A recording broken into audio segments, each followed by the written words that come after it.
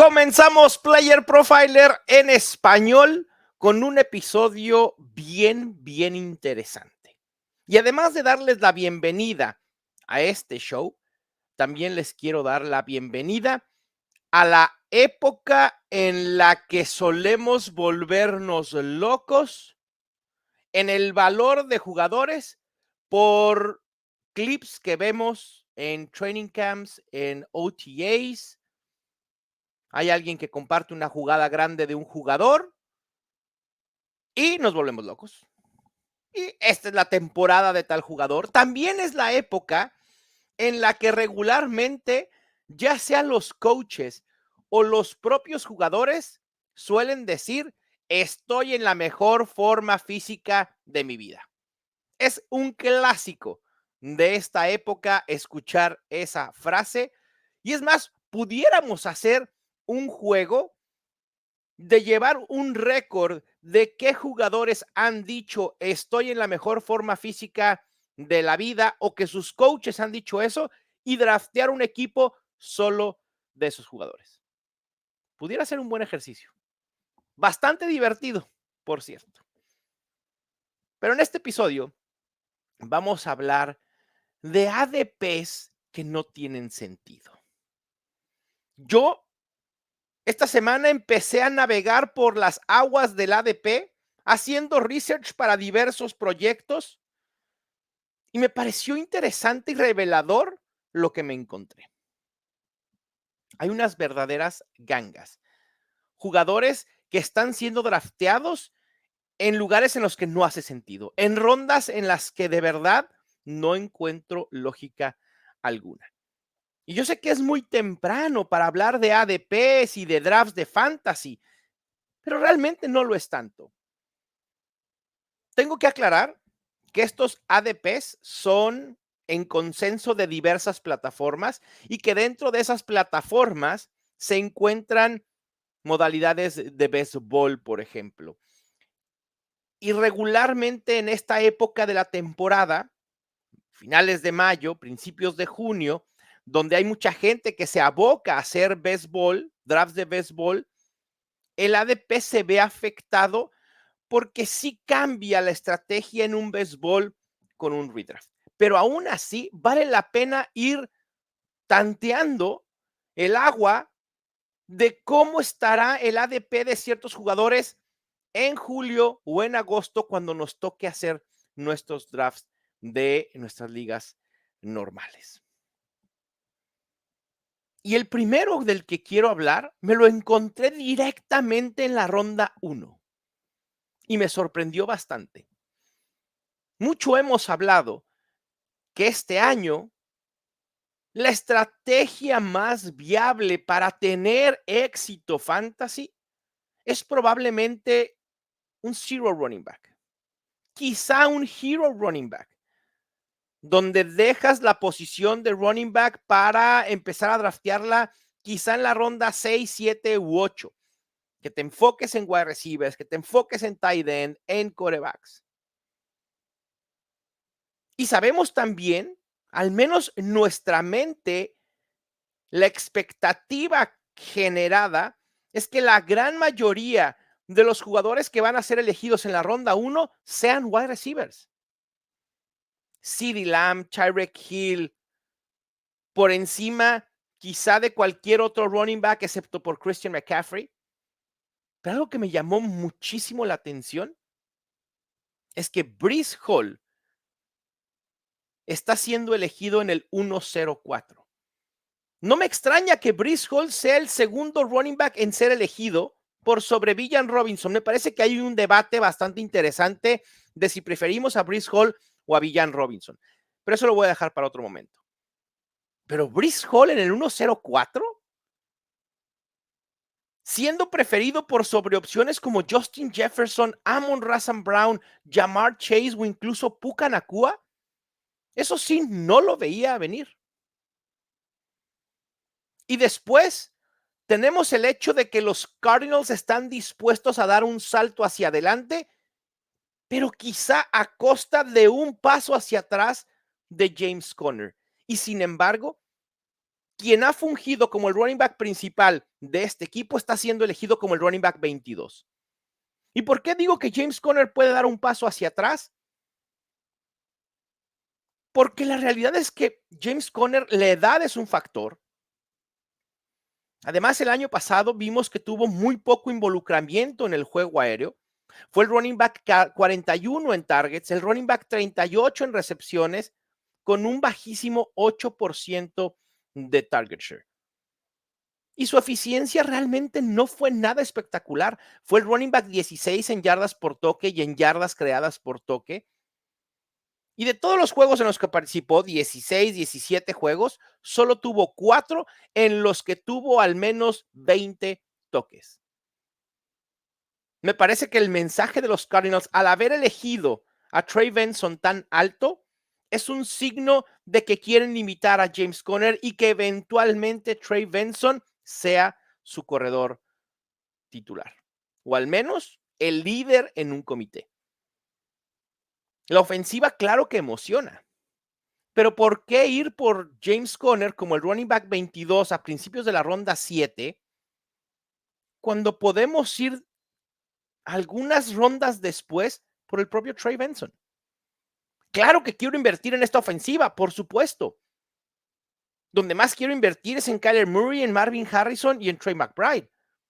El juego aéreo tiene sus incógnitas, pero si voy a invertir en uno de estos dos corredores, que sea en el más barato. Después, quedándonos en la ronda 7, no sé si hemos estado al pendiente o no hemos estado entendiendo alguna parte del mensaje que nos han dado los Raiders, y además es un mensaje burdo, grotesco, de lo que quieren hacer con su juego terrestre. Zamir White perfila para ser el corredor principal de los Raiders. Vean lo que han hecho o han dejado de hacer en Las Vegas en la posición de running backs. Es increíble. El depth chart después de Zamir White es muy endeble. Eligieron a un running back en el draft, claro, en la ronda 6 a Dylan Love, pero además es un running back que perfila para ser un corredor meramente, ya ni siquiera de cambio de ritmo, sino un especialista en el juego aéreo. ¿Eso pudiera limitar el potencial de Zamir White? Sí, siempre y cuando Dylan Love pueda cumplir con las expectativas, no solo de lo que se espera de él en el juego aéreo, sino también en protección de pase. Porque recuerden que para que un novato, un corredor novato, pueda tener snaps en jugadas de situación aérea, necesita proteger al quarterback. Y eso es una incógnita. Vamos a ver cómo se adecua Dylan Love. Y después de Dylan Love viene Amir Abdullah. Zamir White es un número 1 y está siendo elegido como el running back 24. Un running back principal, claro, porque aquí ni siquiera podemos hablar de un comité. Está siendo elegido en la parte baja del grupo de running backs 2. Ya lo había compartido, pero el año pasado los Raiders nos dieron el mensaje inicial de que quieren utilizar a Zamir White. Cuando no estuvo Josh Jacobs, en 4 juegos, Zamir White tuvo al menos 20 toques y de la semana 15 a la 18 promedió 21 acarreos por juego. Promedió 15.2 puntos fantasy por juego y fue top 10 en ese lapso. No veo manera que Zamir White pueda retribuir como un running back top 12, pero sí como un running back 18. Es decir, un running back 2 medio. Si lo elegimos como el 24 y puede terminar 2, 3, 4, 6 puestos arriba, la inversión vale la pena. Y antes de pasar a uno de los ADPs que más me han volado la cabeza, no solo este año, sino probablemente en los últimos 3 años, que digo, esto no hace sentido, vamos con un importante mensaje. Soy el Podfather. Si te gusta Player Profiler en español, visita playerprofiler.com. Tenemos todo lo que necesitas para dominar tus ligas de fantasy football. Consulte Data Analysis, que le permite mirar todos los datos de Player Profiler en un solo lugar. El DFS Dominator tiene un optimizador para juegos cash y el Lineup Genius para crear equipos únicos para torneos.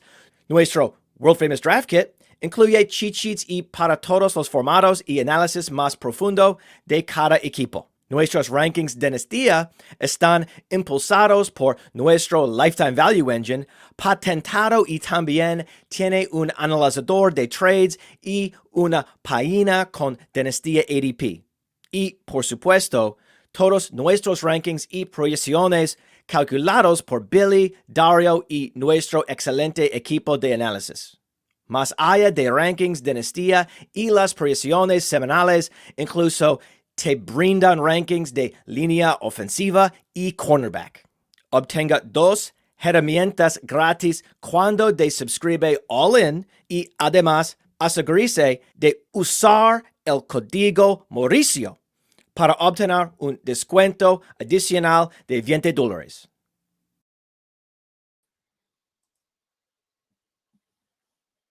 Yo necesito explicaciones.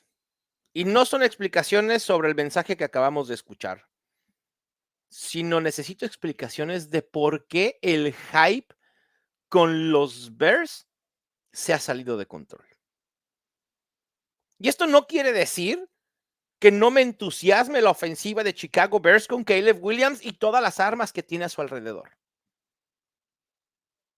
Pero Rome Odunze, seleccionado como el wide receiver 36 en la ronda 7, mediados finales de la ronda 7, perdón, pero no hace sentido. Entiendo que Rome Odunze pueda ser un wide receiver top 15 en Dynasty, pero ¿de verdad creemos que puede generar producción para ser un wide receiver 3 bajo en esta ofensiva? Está siendo seleccionado por arriba de Marquise Brown, de Diontae Johnson, de Chris Godwin. Aquí hay demasiada competencia en los Bears. Y la proyección de target share de Rome Odunze no es nada despreciable, entre un 15 y 17%, pero yo lo veo más como un wide receiver 4 medio con volatilidad, si es que realmente esta ofensiva resulta ser tan explosiva como esperamos. Y quizá pueda terminar con más touchdowns que Keenan Allen. Pero en estos momentos, Rome Odunze se perfila para ser, en el mejor de los casos, la tercera opción aérea de Caleb Williams, detrás de DJ Moore y del propio Keenan Allen. Porque Keenan Allen pudiera no anotar muchos touchdowns, pero va a tener targets, va a tener volumen. Por más talento que tenga Rome Odunze, es complicado proyectar una muy buena temporada, porque ser un wide receiver 3 en tu primer año en la NFL, la verdad es que es muy buena temporada. Lo hemos visto en el pasado. No sé si le alcance a Rome Odunze. Después, en esta misma séptima ronda, la séptima ronda parece ser, al menos por ahora, la ronda de los sinsentidos. Porque Raheem Mostert está siendo elegido como el running back 25 a finales de esa ronda. Un running back que no tiene upside, del que se espera un bajón total por una regresión de touchdowns, por la edad, por un mayor involucramiento de Devon Achane, y además no hay que olvidar la adición de Jalen Wright. Jalen Wright pudiera hacer muchas cosas que quizá no perfilen para que pueda ser un caballo de batalla. Fue muy inconstante en colegial, pero la explosividad que tiene Jalen Wright puede hacerlo generar competencia a Raheem Mostert de inmediato. A mí no me extrañaría si a partir de la mitad de la temporada Jalen Wright comienza a comerle el mandado a Raheem Mostert. Y entonces, en vez de hablar de la dupla Raheem Mostert-Devon Achane, hablamos de la dupla Devon Achane-Jalen Wright. Obviamente hay que esperar a ver cómo se desarrolla el novato durante OTAs y durante Training Camp. Pero no lo descarten. Raheem Mostert como running back 25, como dicen los de Shark Tank, yo estoy fuera. Y luego llegamos a la ronda 8. Y aquí es una de las joyas de ADP. Regularmente, Nos entusiasmamos con los corredores novatos año tras año porque siempre hemos dicho que el camino a producción fantasy de entre todas las posiciones de novatos, la de running back es la más fácil. Y vemos en muchas ocasiones un camino directo a esa producción a través del volumen. Este año eso no está tan claro. Sin embargo, hay solo uno que tiene claridad y está siendo elegido como el running back 30.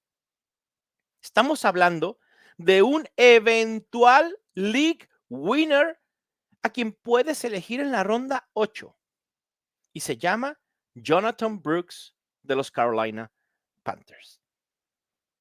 Claro, obviamente la lesión de la que se viene recuperando es una incógnita, una lesión que sufrió en noviembre, una lesión de rodilla bastante fuerte, pero todos los reportes indican que Jonathan Brooks podrá estar listo para el inicio de la temporada. ¿Y ustedes creen que un equipo de la NFL, sea quien sea el equipo y tenga el éxito que haya tenido en el pasado, ustedes no creen que ese equipo no haya hecho una investigación a profundidad de el estado de la rodilla de Jonathan Brooks antes de haber subido por él y haber invertido tanto en capital del draft por un running back? Porque Jonathan Brooks fue elegido en la ronda 3, sí, pero con un margen excepcional, ¿eh? Fue el primer running back elegido en todo el draft con un margen muy, muy amplio. La competencia de Jonathan Brooks es Chuba Howard y Miles Sanders. Un Miles Sanders que fue incapaz de ganarse el puesto con Chuba Howard, o más bien que perdió el puesto con Chuba Howard el año pasado. Jonathan Brooks es el corredor más completo de esta camada. Perfila para ser caballo de batalla. E insisto, puede que tenga un inicio lento. Quizá los Panthers se vayan con cuidado en cuanto a volumen se refiere, pero en la semana 4 o 5 puede explotar. Y a partir de ese entonces puede perfilar para ser un running back 2 alto o, si me apuran, un running back top 12. A pesar de estar ligado en una ofensiva que no entusiasma. Pero peor de lo que vimos el año pasado con los Panthers, es imposible. Los Panthers solo tienen una opción y es mejorar. Porque empeorar es muy difícil que eso suceda. Pero mejorar, sí, hay espacio para mejorar. Dave Canales es un buen coach. Espero una progresión en Bryce Young. Y con Jonathan Brooks, si le quieres quitar presión a tu quarterback de segundo año, es a través del juego terrestre. Jonathan Brooks perfila para poder ser un league winner. Sí, sobre todo a ese costo como el running back 30. Después, siguiendo con el hype de los Bears, les digo que esto se ha salido de control. ¿Qué hace Caleb Williams siendo seleccionado como el quarterback 12 en drafts de fantasy? No lo entiendo. Por supuesto que prefiero a Jaden Daniels para el 2024. A ver, no estoy diciendo que Caleb Williams no va a tener semanas top 12 porque seguramente las tendrá. El talento y la ofensiva entusiasman. Pero tampoco hay que volvernos locos pensando que un quarterback novato que no tiene mucho upside por tierra va a ser constante, porque históricamente el tipo de quarterbacks que producen en su primer año en fantasy es a través del juego terrestre. Caleb Williams tiene mucho talento, pueden tener una gran ofensiva, aún así va a ser inconstante y volátil. Yo veo a Caleb Williams más como un quarterback 2 medio que como un quarterback top 12. Donde pensé que se iba a salir un poco más de control el hype era con Xavier Worthy de los Chiefs. Porque obviamente lo que se ha hablado de Xavier Worthy desde que rompe el récord en el Scouting Combine de las 40 yardas, siendo el más veloz de la historia, ligado a Patrick Mahomes, que no solo eso, sino que los Chiefs subieron a final de primera ronda para elegirlo, etcétera, etcétera, etcétera. Toda esa narrativa creí que era echar gasolina al fuego, pero se ha mantenido estable. Xavier Worthy está siendo seleccionado en la ronda 9, principios de la ronda 9, como el wide receiver 43. Y quizá pueda parecer un rango razonable para él. Pero aún así, prefiero darle la vuelta. Aquí, contrario a lo que sucede en el tema de James Conner y Trey Benson, que prefiero al novato porque está siendo elegido más temprano, aquí prefiero a los veteranos, digo más tarde, aquí prefiero a los veteranos que están siendo elegidos más temprano. Rashee Rice tiene un ADP de wide receiver 34 y Marquise Brown de wide receiver 37. Prefiero a cualquiera de los dos por sobre Xavier Worthy.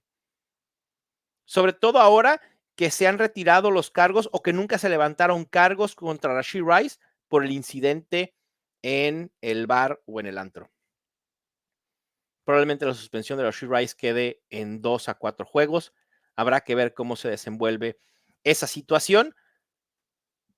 Pero Xavier Worthy sigue sin entusiasmarme del todo. En béisbol lo entiendo, porque puede tener semanas, 1, 2, 3 semanas monstruosas, pero va a ser muy, muy inconstante. Y de hecho, por sobre Xavier Worthy, prefiero a quien está siendo elegido como el wide receiver 47. Los Chargers perfilan para ser un equipo que van a correr y luego van a volver a correr y luego van a volver a correr, ya sea con Gus Edwards, con J.K. Dobbins, con Kimani Vidal, con quien sea, pero van a correr. Porque su coordinador ofensivo tiene un historial de haber sido en todas sus temporadas como coordinador ofensivo de los 5 equipos con menos intentos de pase en la NFL. Los Chargers están listos para ser un equipo corredor, no hay duda de eso. Pero eventualmente van a tener que lanzar el ovoide. ¿A quién se lo van a lanzar? ¿A Quentin Johnston? ¿A Josh Palmer? No, gracias. Ladd McConkey, el novato, perfila para ser el wide receiver principal de Justin Herbert. Y yo sé que seguramente quienes siguen mi contenido asiduamente, lo cual agradezco infinitamente, deben de estar hasta acá arriba de escuchar a Ladd McConkey. Bueno, de escuchar que hable de Ladd McConkey. Pero está siendo elegido como el wide receiver 47 cuando tiene potencial para poder ser un wide receiver 3 bajo y de manera constante a través del volumen. 110 targets por lo menos proyecto para McConkey. Después viene un tight end del cual no entiendo por qué está siendo elegido como el tight end 13. A menos que ustedes quieran elegir a un tight end para tenerlo en la banca o en la reserva de lesionados. Si es así, entonces TJ Hawkinson es su mejor opción. Recientemente se ha reportado que no hay una fecha establecida para el regreso de TJ Hawkinson. Entiendo que en estas épocas, contrario a lo que veíamos hace 2 o 3 años, regresar de una lesión de ACL, de ligamento anterior cruzado, era bien complicado. Y ahora el timeline, el tiempo de recuperación es mucho menor. Pero TJ Hawkinson no solo se voló el ligamento anterior cruzado, sino también el medio colateral. Es una lesión bien, bien complicada. Y esa lesión sucedió en la semana 16. Diciembre, a enero, febrero, marzo, abril, mayo, junio, julio, agosto, septiembre. 9 meses se van a cumplir en septiembre. Y de ahí que pueda estar al 100%. A mí me parece que a TJ Hawkinson lo vamos a ver en el nivel en el que lo veíamos en 2025, pero siendo relevante en fantasy a partir de mediados, finales de octubre, en la segunda mitad de la temporada. Y está siendo elegido como el tight end 13. Me preocupa mucho TJ Hawkinson y en estos momentos prefiero evitarlo. En la ronda 11 hay una ganga. Un perfil de wide receiver con muchísimo talento que la gente se está durmiendo con él. Está siendo elegido como el wide receiver 52. Y sí, si ustedes pensaron en Jameson Williams, acertaron. En 2022 jugó muy poco porque se estaba recuperando de una lesión de rodilla. Luego el 2023 la suspensión le costó el regreso. Pero en todos los juegos que estuvo en el 2023, solo en 3 jugó al menos 69% de snaps. Esta temporada perfila para ser el wide receiver 2 clavado de una de las ofensivas más prolíficas en la NFL. Sí, quizá pueda competir para ser el tercero en targets en este equipo, detrás de Amon-Ra St. Brown y de Sam Laporta, compitiendo con Jahmyr Gibbs. Pero no hemos dicho muchas veces que queremos piezas de ofensivas prolíficas. Si perdemos la oportunidad de ir por Sam Laporta o de Amon-Ra St. Brown o por Jahmyr Gibbs, ¿qué es lo que sigue en esta ofensiva? Es Jameson Williams. Y con un upside tremendo, porque el talento nunca ha estado en cuestionamiento. Sí, la adaptación de Jameson Williams ha tenido una carrera en la NFL bastante complicada, pero ¿y si explota? Haciendo una inversión de ronda 11 como el wide receiver 52, por supuesto que lo quiero en todas mis ligas a ver qué pasa. Si en la semana 3, en la semana 4, veo que Jameson Williams no está jugando en el 90-100% de snaps recurrentemente, pues entonces lo cortas y listo. La inversión es mínima, la que se tiene que hacer con Jameson Williams. Y también con un viejo conocido. Todos criticamos a los Cowboys por haber repatriado a Ezekiel Elliott. Pero díganme ustedes si alguno de los que me está escuchando no es culpable de haber vuelto a ordenar comida de algún restaurante que en algún momento te decepcionó. Porque a veces no tienes más opción y aplica el más vale malo por conocido que bueno por conocer. Eso están haciendo los Cowboys. Y Ezekiel Elliott está siendo elegido como el running back 42 a finales de la ronda 11. Es increíble. Si lo de Jonathan Brooks como running back 30 nos volaba la cabeza, lo de Ezekiel Elliott quizás sin ese upside, pero como el running back 42, un corredor principal de una de las mejores ofensivas en la NFL. El año pasado los Cowboys fueron la ofensiva que más puntos generaron. Y no hablo puntos fantasy, hablo puntos NFL que se traslada en puntos fantasy. A pesar de la edad, a pesar de lo mal que se vio en yardas por acarreo, en explosividad, esa ya no hay, ya no existe ese Ezekiel Elliott. Pero Ezekiel Elliott sigue siendo, como lo vimos en los Patriots, un corredor que puede ser utilizado en el juego aéreo, en una ofensiva que va a pasar en mucha mayor medida y que no tiene tantas armas para Dak Prescott. Porque detrás de CeeDee Lamb y detrás de Jake Ferguson no hay mucho más. Conoce el esquema, va a ser utilizado en corto yardaje, situaciones de línea de gol. ¿Por qué no apostar por Ezekiel Elliott? Al menos ahorita. Si ustedes en 2 meses me dicen, no, es que Ezekiel Elliott ya subió su ADP y está siendo elegido como el running back 25, 26, pues ahí probablemente sí digan, no, gracias. Ahí sí no me va a interesar tanto como ahora. Y por último, hablemos de un tight end que está siendo elegido como el tight end 30, pero que realmente en ligas redraft se va a ir sin draftear. Eso se los puedo casi asegurar. Y es el novato Ben Sinnott de los Commanders. No se me entusiasmen mucho. No estamos, ojalá suceda, pero va a ser muy difícil que un tight end pueda replicar lo que hizo Sam Laporta el año pasado, que en su primer año de novato termine como el mejor tight end. Dejen ustedes el mejor tight end en el top 5. Solo 3 tight ends novatos han logrado ser top 12 en puntos fantasy totales. Evan Engram, Kyle Pitts, Sam Laporta. Pero a veces en la posición de tight end, cuando esperamos para elegir uno y no tenemos alguno del top 3 o top 5, estamos ante un caso de volatilidad. Porque del tight end 6 para abajo, todos son volátiles. Todos van a tener picos de producción. Y entonces empezamos a especular un poco con el streaming. Ben Sinnott eventualmente puede llegar a ser una opción relativamente interesante en fantasy, si es que Zach Ertz, pues por su edad y demás, da un paso hacia atrás, no solo en producción, sino en utilización. Si Ben Sinnott comienza a generar algo de hype en training camps, entonces tengo algo de interés en él. Como un sleeper.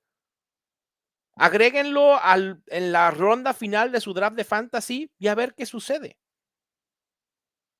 Ya como sucede con todos los tight ends, probablemente lo que pase es que a partir de la mitad de la temporada y hacia el final tenga mucha mayor relevancia. Pero eso es lo que está pasando con los ADPs en este momento. Díganme ustedes qué les gustaría escuchar aquí en Player Profiler. No hemos tocado el tema del calendario. Es algo que deberíamos de abordar. ¿Qué equipos tienen el calendario más complicado, el más sencillo, entre comillas? ¿Qué equipos tienen cierres complicados? ¿Qué equipos tienen cierres favorables? Todo eso.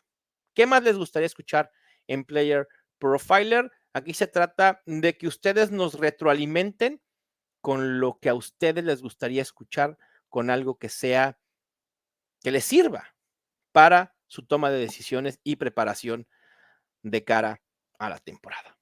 Espero que este episodio haya sido de interés.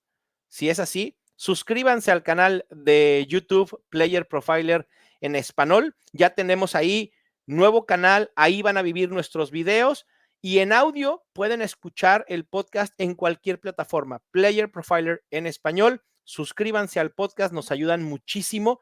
Son 3 pasos muy sencillos que es la manera en la que nos pueden retribuir ustedes a nosotros. Suscribirse al canal de YouTube, prender notificaciones, suscribirse a los podcasts. Muchas gracias, les mando un gran abrazo, que tengan un muy buen fin de semana. Esto fue Player Profiler en español.